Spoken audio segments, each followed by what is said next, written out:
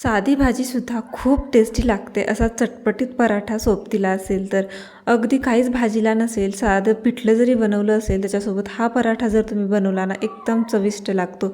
तर पहिल्यांदा बारीक बारीक कांदा कट करून घ्यायचा, भरपूर सारी कोथिंबीर टाकायची आणि काही मसाले टाकायचे आहेत. गरम मसाला, धना पावडर आणि मी इथे चाट मसाला टाकून घेतलेला आहे. त्याच्यावरून चीज मी अशा प्रकारे किसून टाकलेला आहे. त्यानंतर मिक्स करून घ्यायचं आहे अशा प्रकारे. आणि ना मी इथं लिंबाचा रस टाकलेला आहे, त्याच्यामुळे ना चटपटीत पराठा लागतो. आणि सगळ्यात लास्ट आपल्याला मीठ टाकायचं आहे, नाहीतर लगेच पाणी सुटेल कांद्याला. त्याच्यानंतर आपण जे गव्हाचं पीठ चपाती करतो ना, तेच आपल्याला पीठ घ्यायचं आहे. त्याचे मस्त टोपी करून घ्यायची आहे. आतमध्ये भरपूर असं सारण भरायचं आहे, जसे आपण पोळीमध्ये सारण भरतो ना तशाच प्रकारे. त्याच्यानंतर अशा प्रकारे कुंडा तयार करायचा आहे, गव्हाच्या कोरड्या पिठामध्ये बुडवायचा आहे आणि हलक्या हाताने अशा प्रकारे लाटून घ्यायचं आहे. जास्त मोठ्या करू नका, छोट्या छोट्याच अशा प्रकारे करा आणि आतमधलं सारण बाहेर येणार नाही इतक्या हलक्या हाताने हे लाटून घ्यायचं आहे. त्याच्यानंतर तवा गरम करायला ठेवला होता, वरून तूप टाकायचं आहे आणि आपल्याला पराठा टाकायचा आहे.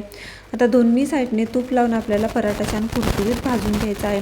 पाहू शकता मस्त पराठा एकदम कुरकुरीत असा भाजून घेतलेला आहे. किती छान दिसतोय.